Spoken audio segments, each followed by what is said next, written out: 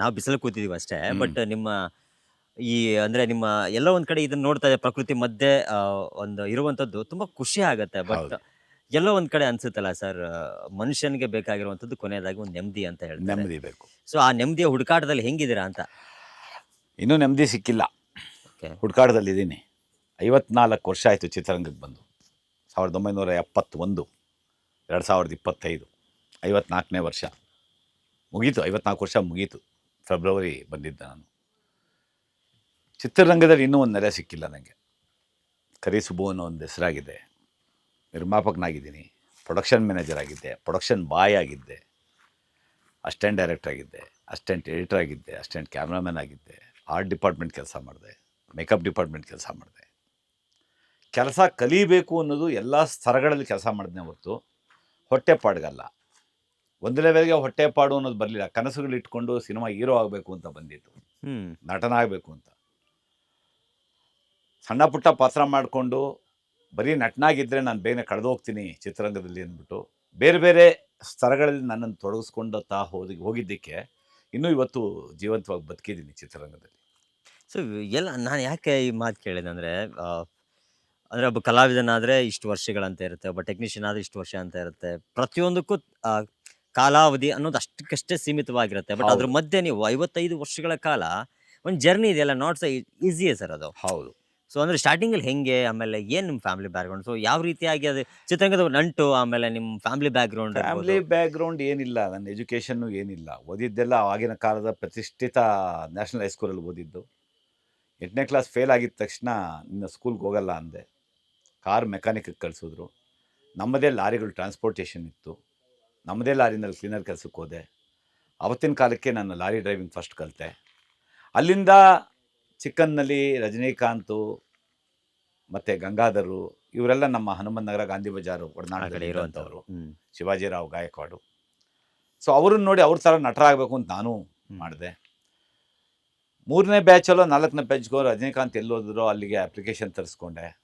ಆಗಿನ ಕಾಲದಲ್ಲಿ ಚೆನ್ನೈ. ದುಡ್ಡು ಖರ್ಚು ಮಾಡಿ ಇನ್ಸ್ಟಿಟ್ಯೂಷನ್ಗೆ ಹೋಗ್ಬೇಕು ಅಂದ್ಕೊಂಡೆ. ಅವ್ರುಗಳಿಗೆ ಇಲ್ಲಿ ಒಂದು ಬ್ಯಾಕ್ಗ್ರೌಂಡ್ ಇರಲಿಲ್ಲ ನನಗೆ. ಯಾಕೆಂದರೆ ಅವತ್ತು ಕೂಲಿ ಮಾಡಿ ಅವತ್ತು ಜೀವನ ಮಾಡೋವಂಥ ಪರಿಸ್ಥಿತಿ ನಮ್ಮದು. ಸೊ ಆ ಥರ ಪರಿಸ್ಥಿತಿಯಲ್ಲಿ ಹೋದರೆ ಅಲ್ಲಿ ನಮ್ಗೆ ಯಾರು ಕಳಿಸ್ಕೊಡ್ತಾರೆ ಹಾಸ್ಟೆಲ್ಗೆ ದುಡ್ಡು, ಫೀಸ್ಗೆ. ಸೊ ಬೇಡ ಅಂತ ಡಿಸೈಡ್ ಮಾಡಿದೆ. ಆಮೇಲೆ ಬೆಂಗಳೂರಿನಲ್ಲಿ ನಾಗೇಂದ್ರ ರಾವ್ ಅವರು ಆದರ್ಶ ಫಿಲ್ಮ್ ಇನ್ಸ್ಟಿಟ್ಯೂಟ್ ಓಪನ್ ಮಾಡಿದ್ರು. ಅದಕ್ಕೆ ಫಸ್ಟ್ ಬ್ಯಾಚ್ಗೆ ಹೋಗಿ ಸೆಲೆಕ್ಟ್ ಆದೆ. ಅವಾಗ ಐ ವಾಸ್ ಇನ್ ಫೋಟೋಫೋನ್ ಅನ್ನೋ ಒಂದು ಸಂಸ್ಥೆಯಲ್ಲಿ ಆಗಿನ ಕಾಲಕ್ಕೆ ಹೆಚ್ಚು ಕಮ್ಮಿ 40 ರೂಪಾಯಿ ಸಂಬಳ ಸೇರಿದವನು ಒಂದು 2 ವರ್ಷದಲ್ಲಿ 4,000 ರೂಪಾಯಿ ಸಂಬಳ ಬರೋವಾಗಾಯಿತು ನನ್ನ ಕೆಲಸ ಕಾರ್ಯವೈಖರಿ ಎಲ್ಲ ನೋಡಿ. ಸೊ ಕೆಲಸ ಬಿಟ್ಟು ಅಲ್ಲಿ ಹೋಗಬೇಕಾಯಿತು. 1 ವರ್ಷದ ಕಾಲಾವಧಿ. 1 ವರ್ಷ ಯಾರು ರಜಾ ಕೊಡ್ತಾರೆ? ಹೌದು. ಸೊ ಅದು ಬೇಡ ಅಂತ ಬಿಟ್ಟೆ. ಒಂದೊಂದೇ ಮೆಟ್ಲು ಸಿನಿಮಾದಲ್ಲಿ ಯಾರ್ದೋ ಮೂಲಕ ಹೋಗಿ ಸಿನಿಮಾ ಸೇರಿಕೊಂಡು ಸಿನಿಮಾದಲ್ಲಿ ಇದ್ಕೊಂಡು ನಟನಾಗಬೇಕು ಅಂತ ಹೋಗಿದ್ದು. ಆಗಲ್ಲ ಅನ್ನೋದು ಗೊತ್ತಾದ ಮೇಲೆ ಸೊ ನಮ್ಗೆ ಯಾರು ಗಾಡ್ ಫಾದರ್ ಇಲ್ಲ. ಹೌದು. ಸೊ ಅಸಿಸ್ಟೆಂಟ್ ಡೈರೆಕ್ಟ್ರು ಕ್ಲಾಬ್ ಬಾಯ್ ಆಗೋದೆ. ಒಂದು ಇಡೀ ಸಿನಿಮಾಗೆ 40 ರೂಪಾಯಿ ಸಂಬಳ. ಆಮೇಲೆ ರಂಗಭೂಮಿಯಿಂದ ನನ್ನ ಗುರುಗಳು ದಿವಂಗತ ಟಿ.ಎಸ್. ರಂಗ ಅವ್ರು ಸಿಕ್ಕರು. TS. Ranga, not BS. Ranga. TS. Ranga ಅಂತ ಅವ್ರ ತಂದೆ ಹೆಸರಾದಂಥ ರಾಜಕಾರಣಿ ಟಿ.ಆರ್. ಶಾಮಣ್ಣ ಅವರು. ಅವರ ಡಾಕ್ಯುಮೆಂಟ್ರಿ ಫಿಲ್ಮ್ಸು, ಅವರ ಸಿನಿಮಾಗಳಲ್ಲಿ ಕೆಲಸ ಮಾಡ್ತಿದ್ದೆ. ರಂಗಭೂಮಿಯಲ್ಲಿ ನಾಗಾಭರಣ, ಕೋಕಿಲಾ ಮೋಹನ್ನು, ನಮ್ಮ ಸುಂದರರಾಜು ಇವರದ್ದೆಲ್ಲ ಗೆಳೆತನ ಆಯಿತು. ನಾಟಕಗಳಲ್ಲಿ ಬೆನಕ ರಂಗತಂಡದಲ್ಲಿ ನಾಟಕ ಮಾಡಿಕೊಂಡು ನನ್ನದೇ ಮಲ್ಲಿಕಾ ಅಂತ ಒಂದು ತಂಡ ಕಟ್ಟಿಕೊಂಡು ಸಿಂಗಾರವ ಮತ್ತು ಅವ್ರ ಮನೆ ಅಶೋಕ್ ಬಾದದಿನ್ನಿ ಜೊತೆಗೆ ಅಶೋಕ್ ಬಾದದಿನ್ನಿ ಕರಿ ಸುಬ್ಬು ಅಂತ ನಾಮಕರಣ ಮಾಡೋದು. ಸುಬ್ರಹ್ಮಣಿ ನನ್ನ ಹೆಸರು, ಚಿಕ್ಕಂದಿಂದ ಮಣಿ ಅಂತ ಕರೆಯೋರು. ಸೊ ಸಿಕ್ಕಂಥ ಎಲ್ಲ ವ್ಯಕ್ತಿಗಳನ್ನು ಹತ್ರನೂ ನಾನು ಏಕಲವ್ಯ ಶಿಷ್ಯನಾಗಿ ಒಂದು ಶಾಡೋ ಆಗಿ ನಾನೆಲ್ಲ ಕೆಲಸಗಳನ್ನ ಕಲಿತಾ ಇವತ್ತಿಗೂ ಕಲಿತಾ ಇದ್ದೀನಿ. ಸೊ ಸ್ಟುಡಿಯೋ ಮಾಡಿದೆ. ಎಲ್ಲ ಕಳ್ಕೊಂಡು ಬೀದಿನಲ್ಲಿದ್ದಾಗ ಯಾರೋ ಒಬ್ಬರು ಗೆಳೆಯರು ಸಿಕ್ಕಿದ್ರು. ಅವರು ಸ್ಟುಡಿಯೋ ಮಾಡೋಣ ಅಂದರು. ಮಡ್ರಾಸಲ್ಲಿ ಮಾಡಿದ್ವಿ. ಆಮೇಲೆ ಕರ್ನಾಟಕದಲ್ಲಿ ಸ್ಟುಡಿಯೋ ಮಾಡಿ 19 ವರ್ಷಗಳಲ್ಲಿ 1280 ಪಿಕ್ಚರ್ಗಳು DTS ಕೆಲಸ ಮಾಡಿದೆ. Single studio, single engineer. ಬೇರೆ ಸ್ಟುಡಿಯೋ ಏನು 2-3 ಅಲ್ಲ. ಒಂದು ಸ್ಟುಡಿಯೋ ಒಳಗಡೆ ಒಬ್ಬರೇ ಇಂಜಿನಿಯರ್ ಕುಮಾರ್ ಅಂತ. ಈ ವಾಸ್ ವಿತ್ ರಾಜಮೌಳಿ ಜೊತೆಗಿದ್ರು ಅವಾಗ. ನಾನು ಕರ್ಕೊಂಬಂದೆ. ನನ್ನ ನೀಲಾಂಬರಿ ಸಿನಿಮಾಗೆ ಅವ್ರು ಕೆಲಸ ಮಾಡಿದರು.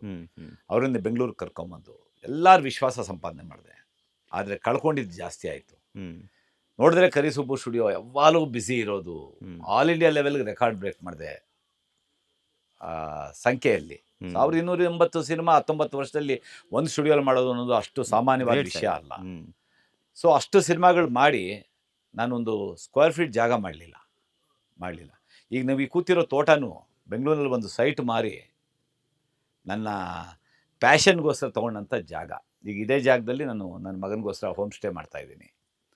ಯಾಕೆಂದರೆ ತಾವರೆ ತೋಟ ಅಂತ ಹೋಮ್ ಸ್ಟೇ ಇತ್ತು. ರಿಟೈರ್ಡ್ IAS ಆಫೀಸರು ತಿಮ್ಮೇಗೌಡರದು. 3 ವರ್ಷ ಆಗಿದ ತಕ್ಷಣ ಅವರು ನಮ್ಮ ಸೊಸೆ ನೋಡ್ಕೊಳ್ತಾರಂತೆ, ಬಿಟ್ಕೊಡಿ ಸುಬ್ಬು ಅವರು ಅಂದರು. ಗೆಳೆತನದಲ್ಲಿ ಚೆನ್ನಾಗಿರಲ್ಲ, ನಾವು ಕೋರ್ಟು ಕಚೇರಿ ಅಂತ ಅಲಿಯೋದು ಅಂದ್ಬಿಟ್ಟು ಅವ್ರಿಗೆ ಬಿಟ್ಕೊಟ್ವಿ. ಸೊ ನನ್ನ ಮಗನ ಇನ್ನೇನು ಮಾಡೋಣ ಅಂದರೆ ನಮ್ಮ ತೋಟದಲ್ಲೇ ಮಾಡೋಣ, ಈಗ ಅದೇ ಬಿಸ್ನೆಸ್ಸಲ್ಲಿ 3 ವರ್ಷ ಕಂಟಿನ್ಯೂ ಮಾಡಿದ್ವಿ, ಅದನ್ನೇ ನಾನು ಕಂಟಿನ್ಯೂ ಆಗ್ತೀನಿ ಅಂತ. ಸೊ ಅದಕ್ಕೋಸ್ಕರ ನೀವು ತೋರಿಸ್ತಾರೆ ನಿಮ್ಗೆ ಶಾರ್ಟ್ಸು, ಹಿಂದೆ ಕಾಣಿಸ್ತಾ ಇದೆ, ಕನ್ಸ್ಟ್ರಕ್ಷನ್ ನಡೀತಾ ಇದೆ, ಇನ್ನೊಂದು 2-3 ತಿಂಗಳಲ್ಲಿ ಓಪನ್ ಆಗುತ್ತೆ. ಬಿಲ್ವಾ ಅಂತ ಇದಕ್ಕೆ ಹೆಸರಿಟ್ಟಿದ್ದೀವಿ. ಆ ಚಾಲೆಂಜಿಂಗ್ ಸ್ಟಾರ್ ದರ್ಶನ್ನು ನಾನು ಏನು ಹೆಸರಿಡಬೇಕು ಜಾಗಕ್ಕೆ ಅಂದಾಗ ನಾನು ಬಿಲ್ವಾನಿ ಅಂತ ಹೇಳೋಣ ಅಂದ್ಕೊಂಡಿದ್ದೀನಿ. ಅಂದರೆ ಏನದು ಬಿಲ್ವಾನಿ ಅಂತಂದರು. ಬಿಲ್ವಪತ್ರೆ ಹೆಸರು, ಪಾರ್ವತಿಯ ಹೆಸರು ಬಿಲ್ವಾನಿ ಅಂತಂದ್ಬಿಟ್ಟು. ಸೊ ಶಕ್ತಿ ಹೆಸರಾಗುತ್ತೆ ಅಂದಾಗ ಬಿಲ್ವಾ ಅಂತ ಶಾರ್ಟಲ್ಲಿ ಇಡಿ ಅಂತಂದರು. ಸೊ ಅವರು ಹೇಳಿದ್ದಕ್ಕೆ ಬಿಲ್ವಾ ಅಂತಲೇ ಇಟ್ಟೆ. ಸೊ ಒಳ್ಳೆ ಗೆಳೆಯರು ನನಗೆ. ಸೊ ಹೀಗೆ ಚಿತ್ರರಂಗದಲ್ಲಿ ನೆಲೆ ಕಂಡುಕೊಳ್ಳೋದಕ್ಕೆ ಇವತ್ತಿಗೂ ಪರದಾಡ್ತಾ ಇದ್ದೀನಿ. ಸೊ 2012ರಲ್ಲಿ ಉಪಾಧ್ಯಕ್ಷ, 2012-13 ಹೌದು. ವಿಷ್ಣುವರ್ಧನ ಸುದೀಪ್ ಅವ್ರ ತಂದೆಯಾಗಿ ಮಾಡಿದೆ. ಉಪಾಧ್ಯಕ್ಷ ಬಂತು, ನಿಮಗೆ ಗೊತ್ತು, 2 ಸೀನು. ಹೌದು. ಮತ್ತು ದಂಡುಪಾಳ್ಯ ಅದರ ಕಂಟಿನ್ಯೂಷನ್.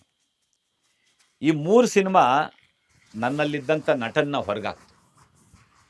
ಸುಮಾರು ಈಗ 54 ವರ್ಷ ಅಂದರೆ 2012 13 ವರ್ಷ ಮೈನಸ್ ಮಾಡಿ 41 ವರ್ಷ ಚಿತ್ರರಂಗದಲ್ಲಿ ಇದ್ದರೂ ನಾನು ಅಂಥ ಒಳ್ಳೆ ನಟ ಅಂತ ಏನು ಹೆಸರು ಮಾಡಿರಲಿಲ್ಲ.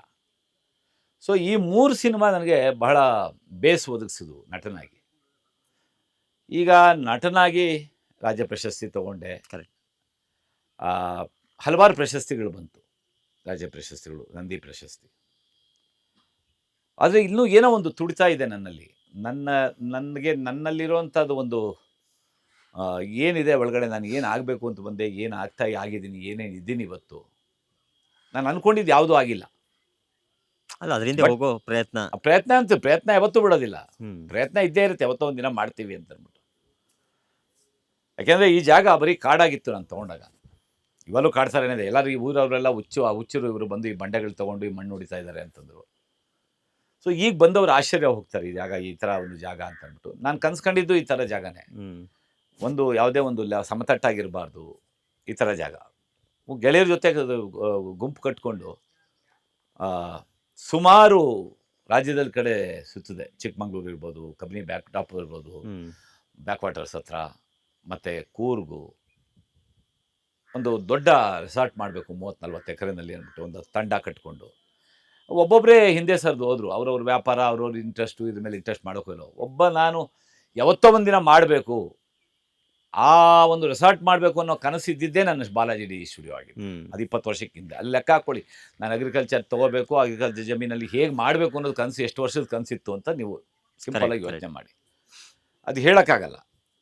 ಒಳಗಡೆ ಇರೋಂಥ ಒಂದು ಭಾವನೆಗಳು ಮತ್ತು ತುಡಿತನ ಎಕ್ಸ್ಪ್ರೆಸ್ ಮಾಡೋಕ್ಕಾಗಲ್ಲ. ಕೆಲಸದ ಮೂಲಕ ತೋರಿಸ್ಬೇಕದು. ಈಗ ನಾನು ಅವೆಲ್ಲ ಹೇಳ್ತಾ ಇದ್ನಲ್ಲ, ಇನ್ನೂ ಒಂದು ನನ್ನಲ್ಲಿರೋ ಒಂದು ಕಲಾವಿದನಿಗೆ ಒಂದು ಕರೆಕ್ಟಾಗಿರೋ ಪ್ಲಾಟ್ಫಾರ್ಮ್ ಸಿಕ್ಕಲಿಲ್ಲ ಅಂದ್ಬಿಟ್ಟು